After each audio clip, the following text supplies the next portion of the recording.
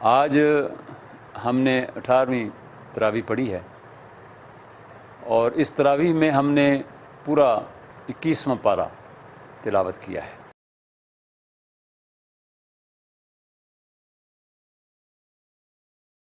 اس تراویح میں ہم نے 21واں پارہ پورا پڑھا ہے اور 21ویں پارے میں سب سے پہلے سورہ عنکبوت مکمل کی ہے۔ اس میں اہم مضمون یہ ہے کہ اللہ تبارک و تعالیٰ نے یہ قرآن مجید جو ہے اس کو انسانوں کے سینوں میں محفوظ کر دیا ہے۔ بل الذین اوتوا العلم، یہ اللہ تبارک و تعالیٰ نے جن کو علم عطا فرمایا ہے ان کے سینوں کے اندر یہ کتاب محفوظ ہے اور اس قرآن مجید کو معجزہ قرار دیا ہے۔ فی صدور الذین اوتوا العلم، کوئی کتاب ایسی نہیں ہے کہ جو لوگوں کے سینے میں محفوظ ہو سوائے قرآن مجید کے۔ اور فرمایا کہ مطالبہ کرتے ہیں کسی معجزے کا۔ معجزے تو وقتی طور پر انبیاء کو دیے گئے تھے، لیکن محمد الرسول اللہ صلی اللہ علیہ وسلم کا معجزہ جو ہے یہ قرآن پاک ہے اور یہ قیامت کے دن تک معجزہ موجود رہے گا۔ وَقَالُوا لَوْلَا أُنزِلَ عَلَيْهِ آيَاتٌ مِّن رَّبِّهِ قُلْ إِنَّمَا الْآيَاتُ عِندَ اللَّهِ وَإِنَّمَا أَنَا نَذِيرٌ مُّبِينٌ أَوَلَمْ يَكْفِهِمْ أَنَّا أَنزَلْنَا عَلَيْكَ الْكِتَابَ يُتْلَىٰ عَلَيْهِمْ، یہ کتاب جو ہے یہ معجزہ ہے اور اس کا یہ معجزہ بھی اللہ نے بیان فرمایا ہے کہ فی صدور الذین اوتوا العلم، اللہ تبارک و تعالیٰ سینوں میں اسے محفوظ کر دیتا ہے اور یہ صرف قرآن مجید ہے، کوئی اور کتاب نہیں ہے کہ جو اتنے لاکھوں انسانوں کے سینے میں محفوظ ہو۔ آگے اللہ تبارک و تعالیٰ نے اس صورت کے آخر میں یہ فرمایا ہے، آغاز میں آزمائش کی بات کی تھی اور آخر میں تسلی دی ہے والذین جاہدوا فینا لنہدینہم سبلنا وان اللہ لمع المحسنین، جو ہمارے راستے میں جدوجہد کرتے ہیں انہیں بددل نہیں ہونا چاہیے، کبھی مایوس نہیں ہونا چاہیے، ہم انہیں راستے دکھائیں گے اور اللہ تعالیٰ محسنین کے ساتھ ہے۔ اگلی صورت جو ہے سورہ روم ہے اور یہ بھی مکی صورت ہے اور روم کا معنی قوم روم ہے۔ الف لام میم غلبت الروم فی ادنی الارض وهم من بعد غلبهم سیغلبون فی بضع سنین، یہ بھی معجزانہ آیات ہیں۔ الف لام میم، قریب کے علاقوں میں رومی مغلوب ہو گئے، یعنی ایرانیوں کے مقابلے پر رومیوں کو پے در پے شکستیں ہوئیں اور بڑی بری شکستیں ہوئیں اور روم کے حکمران ہرقل نے معافی نامہ بھی مانگا، صلح نامے کی کوشش بھی کی، لیکن خسرو پرویز بڑا متکبر تھا۔ اس نے کہا کہ جب تک تو زنجیروں میں جکڑا ہوا میرے پاس سامنے حاضر نہیں ہو جاتا اس وقت تک میں کوئی بات سننے کو تیار نہیں ہوں۔ تو اس پر پھر قیصر روم ہرقل نے فیصلہ کیا کہ زنجیروں میں جکڑے ہوئے اس کے سامنے پیش کیے جانے سے بہتر ہے کہ لڑتے لڑتے مر جاؤں۔ خود فوجوں کی کمان کی اس نے، اور پھر اللہ تبارک و تعالیٰ نے اس صورت کے اندر یہ کہا تھا کہ رومی مغلوب ہو گئے ہیں لیکن عن قریب وہ غالب ہو جائیں گے، بضع سنین، 3 سے 9 سال کے درمیان۔ فرمایا کہ وہ دن ایسا ہوگا اور وہ سال ایسا ہوگا کہ یومئذ یفرح المؤمنون بنصر اللہ، کہ مومنین بھی اللہ رب العالمین کی نصرت سے خوشیاں منا رہے ہوں گے۔ 2 باتیں یہاں کہی گئیں، مومنین کی خوشیاں اور رومیوں کی فتح۔ حالانکہ بظاہر حالات ایسے تھے کہ رومی اب کبھی نہیں اٹھ سکیں گے، ان کی کمر توڑ دی گئی ہے۔ یروشلم کے اوپر قبضہ کر لیا خسرو پرویز نے، اور اس نے وہاں سے یہ خط لکھا تھا ہرقل کو کہ تو میرا کمینہ غلام ہے اور میں روئے زمین کے خداؤں میں سے سب سے بڑا خدا ہوں، میرے پاس حاضر ہو جا زنجیروں میں جکڑا ہوا۔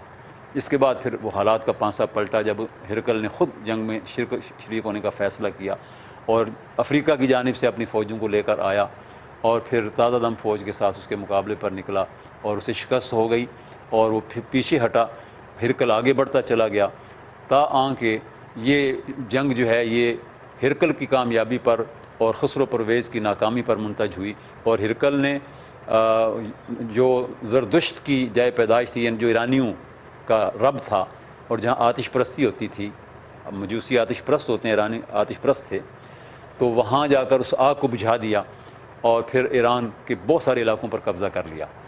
ایسے میں جب یہ آیت نازل ہوئی تو ابی بن خلف جو قریش کے سرداروں میں سے ایک بڑا سردار تھا، اس نے حضرت ابوبکر صدیق کا کے ساتھ بڑا یعنی مذاق اڑا کر کہا کہ تمہارے صاحب نے آج یہ بات کہی ہے، آج یہ گل کھلائے ہیں کہ رومی غالب آ جائیں گے، تو اگر رومی 3 سال میں غالب آ گئے تو میں تمہیں 10 اونٹ دوں گا، نہ آئے تو تم مجھے 10 اونٹ دو گے۔ شرط لگانا ابھی منع نہیں ہوا تھا۔ تو حضرت ابوبکر صدیق نے کہا ٹھیک ہے۔ حضور کے پاس گئے تو حضور نے فرمایا ابو بکر الفاظ دیکھو، فی بضع سنین ہیں، بضع جو ہے وہ 3 پر نہیں لاگو ہوتا، وہ 3 سے 9 تک لاگو ہوتا ہے۔ جا کر شرط دل کرو، کہو کہ 9 سال کی مدت ہے اور اونٹ 100 کر دو۔ حضرت ابوبکر صدیق نے جا کر اس سے بات کی، اس نے کہا کوئی بات نہیں، پھر بھی جیتوں گا تو میں ہی، 9 سال میں بھی کہاں، رومی تو اب ختم ہو گئے، وہ قصہ پاری نہ بن گئے۔ بہرحال یہ شرط طے ہو گئی۔ اس دوران مسلمان ہجرت کر کے مکہ سے مدینہ چلے گئے، اور 9 سال پورے نہیں ہوئے تھے کہ کیسر روم فاتح بن کر زردشت کے جائے پیدائش پر پہنچ گیا، اور خسرو کو شکست ہو گئی، اور بدر کے میدان میں کافروں کی فوج کو مسلمانوں کے مقابلے پر شکست ہوگی۔ یومئذ یفرح المؤمنون بنصر اللہ، یہ پیشین گوئی بھی پوری ہو گئی۔ ابی بن خلف تو قتل ہو چکا تھا جنگ بدر میں، اس کے بچوں کو لوگوں نے آر دلائی کہ تمہارے باپ نے شرط باندھی تھی اور تمہیں اب وہ شرط پوری کرنی چاہیے ورنہ تمہارے باپ کے اوپر بڑا دھبا ہوگا۔ تو انہوں نے 100 اونٹ پھر مکہ سے مدینہ بھیجے حضرت ابوبکر صدیق کی خدمت میں، تو وہاں حضور کے حکم سے یہ اونٹ پھر جو ہیں یہ غربا میں تقسیم کر دیے گئے، اور آپ نے فرمایا کہ کافر سے، دشمن سے، حربی سے یہ چیز وصول تو کر لینی چاہیے، لیکن چونکہ اب آئندہ شرط جو ہے وہ ممنوع ہو گئی ہے، لہذا ابوبکر تم خود ان کو استعمال نہ کرو، ان کو مساکین اور مستحقین میں تقسیم کر دو۔ تو یہ اس صورت کا مضمون ہے۔ فرمایا ظہر الفساد فی البر والبحر بما کسبت ایدی الناس، زمین کے اوپر بھی اور پانیوں کے اندر بھی فساد پھیل گیا انسانوں کے ہاتھوں کی کمائی سے، اور آج تو میرے بھائیوں اور میری بہنوں زمین کے اوپر، پانیوں کے اندر، فضاؤں کے اندر ہر جگہ فساد ہے، اور یہ ظالم انسانوں کے ہاتھوں کی کمائی ہے، اللہ کے باغیوں کا پیدا کیا ہوا فساد ہے، ہر جانب فساد ہے، اور کہیں امن اور امان نصیب نہیں ہے۔ اس فساد کو دور کرنے کا راستہ کیا بتایا اللہ نے؟ فاقم وجہک للدین القیم، دین قیم قائم ہوگا تو فساد ختم ہوگا۔ یہ دین قیم ہے کہ جو فساد کو ختم کرتا ہے، ظالم کو ظلم کی سزا دیتا ہے، اور مظلوم کو داد رسی کر کے اس کا حق پہنچاتا ہے۔ تو یہ دین قیم جو ہے اس کا قائم کرنا، مسلمان ملکوں کے اندر جب اسلامی شریعت نافذ ہو جائے گی، اسلام کا نظام اور قانون ہوگا، قرآن اور سنت کے مطابق فیصلے ہوں گے، تو یہ باطل کی قوتیں انشاءاللہ اسلام کے مقابلے پر اور اہل ایمان کے مقابلے پر شکست سے دوچار ہوں گی، اور ایمان والے دنیا کے اندر فساد نہیں برپا کیا کرتے، وہ امن و امان قائم کرتے ہیں۔ تو یہ اللہ تعالیٰ نے مضامین بیان فرمائے ہیں۔ ساتھ ہی اللہ تبارک و تعالیٰ نے یہ کہا ہے، سود کی حرمت کا بھی تذکرہ کیا ہے، اور زکوٰۃ و صدقات کی برکات کا ذکر کیا ہے، اور ماہ رمضان تو بالخصوص زکوٰۃ و صدقات کا مہینہ ہے، اور اپنے مظلوم و محروم بھائیوں کو یاد رکھنا یہ بہت ضروری ہے۔ اور اس میں اللہ تعالیٰ نے فرمایا کہ ہر مولود جو ہے، ہر بچہ جو ہے فطرت پر پیدا ہوتا ہے، فطرت اللہ التی فطر الناس علیہا، اور حدیث میں فرمایا گیا کہ ہر بچہ فطرت پر پیدا ہوتا ہے، وہ مومن اور مسلمان ہوتا ہے، پھر اس کے والدین اسے یہودی اور عیسائی اور مجوسی بنا دیتے ہیں۔ اگر وہ بچہ شعور کی عمر کو پہنچنے سے پہلے، سن شعور سے پہلے وفات پا جاتا ہے، وہ دوزخ میں نہیں جاتا، وہ جنت میں جاتا ہے، خواہ وہ کسی یہودی اور عیسائی کے گھر میں پیدا ہوا، کسی کافر اور بت پرست کے گھر میں پیدا ہوا ہو۔ ہاں جب وہ بڑا ہو جاتا ہے، عقل شعور پا لیتا ہے، پھر اپنے آزاد مرضی سے اسی دین کے اوپر قائم رہتا ہے، تو پھر اس کا فیصلہ اس کے مطابق ہوگا۔ تو فطرت جو ہے یہ اللہ تبارک و تعالیٰ نے اسلام فطرت کے اندر پیدا کیا ہے ہر شخص کے، اور اسلام دین فطرت ہے، اس کے تمام قوانین فطرت کے مطابق ہیں۔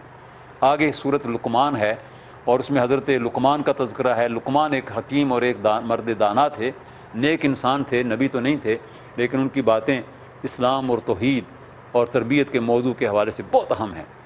تو ان کا تذکرہ ہے، چونکہ تو سورت کا نام سورہ لقمان ہے، یہ بھی مکی سورت ہے۔ اس میں اللہ تبارک و تعالیٰ نے ان لوگوں کا ذکر کیا ہے جو اسلام کا راستہ روکنے کے لیے رقص و سرود کی محفلیں منعقد کرتے ہیں۔ وَمِنَ النَّاسِ مَن يَشْتَرِي لَهْوَ الْحَدِيثِ لِيُضِلَّ عَن سَبِيلِ اللَّهِ، اور ان لوگوں کی سزا کا اللہ تعالیٰ نے تذکرہ کیا ہے۔ یہ محفلیں جو منعقد کی جاتی ہیں فحاشی اور یعنی پھیلانے کے لیے، اور آج کون سی زمین ہے اور کون سا چپا ایسا ہے کہ جہاں شیطان نے اپنا یہ سارا لاؤ لشکر جو ہے وہ جمع نہیں کیا ہوا، گھروں کے اندر پہنچ گیا ہے، میڈیا کے ذریعے سے، کیبل کے ذریعے سے۔ نوجوانوں کیبل کا استعمال کرو، میڈیا کا استعمال کرو، لیکن اللہ رحمان کے دین کے لیے شیطان کے حربوں کو ناکام بنانے کے لیے نہ یہ کہ شیطان کی ان محفلوں کو عام کرو اور ان محفلوں کا شکار ہو جاؤ اور اس کے رنگ میں رنگ جاؤ۔ تو اللہ نے فرمایا کہ یہ جو شیطانی کام کرتے ہیں دین کا راستہ روکنے کے لیے، ان کے لیے دردناک عذاب ہے۔ یہ اللہ رب العالمین کے ہاں جب جائیں گے تو پھر پتہ چلے گا کہ دنیا کے اندر یہ جو کچھ کرتے رہے ہیں اس کا انجام کیا ہے۔ یہاں تو گلیمر میں لوگ رہتے ہیں کہ بڑے گلیمر میں ہیں، لیکن وہاں پتہ چلے گا کہ گلیمر کیا ہے۔ لقمان نے اپنے بیٹے کو نصیحت فرمائی ہے۔ سب سے پہلی بات یہ، یا بنیا، اے میرے پیارے بیٹے، تو اگر کسی جگہ پر بھی ہو اللہ رب العالمین کی نظروں سے اوجھل نہیں ہو سکتا، اور رمضان کا روزہ بھی یہی بات بتاتا ہے۔ انکا ان تک مثقال حبۃ من خردل فتکن فی صخرۃ او فی السماوات او فی الارض یأتی بها اللہ ان اللہ لطیف خبیر. کسی بھی چٹان کے اندر کوئی چیز چھوٹی سے چھوٹی ذرہ بھی ہے اللہ کے علم میں ہے. یا بنی اقم الصلاۃ وامر بالمعروف ونہی عن المنکر، اے پیارے بیٹے نماز قائم کر، نیکی کا حکم دے اور برائی سے روک. اور اے پیارے بیٹے اچھی عادات اختیار کر، لوگوں کو حقیر نہ جان، وہ بہت چیخ چیخ کر نہ بات کیا کر. انا انکر الاصوات لصوت الحمیر، چیخ چیخ کر گدھے کی طرح سے آواز نکالنا یہ انسان کی شایان نشان نہیں ہے. پھر آگے اللہ تبارک و تعالیٰ نے قیامت کا تذکرہ کیا ہے سورت کے آخر میں، اور فرمایا کہ اس روز کوئی کسی کے کام نہیں آئے گا، نہ اولاد ماں باپ کے کام آئے گی، نہ ماں باپ اولاد کے کام آئیں گے، اپنے اپنے اعمال ہوں گے. یا ایھا الناس اتقوا ربکم واخشوا یوما لا یجزی والد عن ولدہ ولا مولود ھو بجاز عن والدہ شیئا. اور آخر میں فرمایا اللہ کے پاس ہے قیامت کی گھڑی کا علم، اللہ کے علم میں ہے کہ بارش کتنی نازل ہوگی، کیسے نازل ہوگی، کہاں کہاں نازل ہوگی، برکت والی ہوگی یا عذاب والی ہوگی، یہ اللہ جانتا ہے، کوئی نہیں جانتا. اور اللہ کے علم میں ہے کہ ماں کے پیٹ میں کیا ہے، یعنی صرف یہی نہیں کہ وہ نر ہے یا مادہ ہے، بلکہ یہ کہ وہ سعید ہے یا شقی ہے، مومن ہے کہ کافر ہے، لمبی عمر پائے گا چھوٹی عمر پائے گا، غبی ہوگا ذہین ہوگا، یہ ساری باتیں اللہ کے علم میں. اور اللہ تبارک و تعالیٰ کو معلوم ہے کہ کل کسی انسان نے کیا کمائی کرنی ہے، اور اللہ رب العالمین کو علم ہے کہ کسی انسان کی موت زمین کے کس چپے پر آنی ہے. اللہ کے سوا کسی کو بھی علم نہیں ہے، خود انسان کو بھی پتہ نہیں ہے. یہ اللہ تعالیٰ کی غیب کی باتیں. پھر آگے ہے سورہ سجدہ، الف لام میم سے شروع ہوتی ہے بھی صورت، اور پہلی صورت میں بھی الف لام میم سے شروع ہو رہی ہیں. اس میں اللہ تبارک و تعالیٰ نے ایک آیت سجدہ کا تذکرہ کیا ہے اور اپنے بندوں کا ذکر کیا ہے. تتجافی جنوبہم عن المضاجع یدعون ربہم خوفا وطمعا. اللہ کے وہ بندے کے جو راتوں کو اٹھتے ہیں، اللہ کے سامنے سجدہ ریز ہو جاتے ہیں، اپنے بستر چھوڑتے ہیں حالانکہ اٹھنے کو جی نہیں چاہتا. تو ماہ رمضان میں تو سب لوگ الحمدللہ یہ کام کرتے ہیں. شب زندہ دار تہجد گزار لوگوں کا تذکرہ اللہ نے کیا ہے. اور اسی صورت میں اللہ تبارک و تعالیٰ نے یہ بھی فرمایا ہے کہ ہر شخص کا موت کا فرشتہ جو ہے اس کے ساتھ لگا ہوا ہے، اللہ نے لگا دیا ہے. قل یتوفاکم ملک الموت الذی وکل بکم. جب وقت مقررہ آ جاتا ہے ایک لمحہ آگے پیچھے نہیں ہونے دیتا. ہمارا موت کا فرشتہ بھی ہمارے ساتھ ہے. میرے بھائیوں، میری بہنوں، میرے بچوں، اس کو یاد رکھنا چاہیے اور ہمیشہ اس لمحے کے لیے تیاری کرنی چاہیے کہ جو لمحہ اچانک آ جائے گا، ہمیں بتائے بغیر آ جائے گا. یہ صورت جو ہے، اس صورت میں یہ مضامین بیان کیے گئے ہیں. اللہ والوں کی شان بیان کی گئی ہے کہ ان کی آنکھوں کی ٹھنڈک کا انتظام اللہ تعالیٰ نے کر رکھا ہے کہ دنیا میں اس کا تصور بھی کوئی نہیں کر سکتا.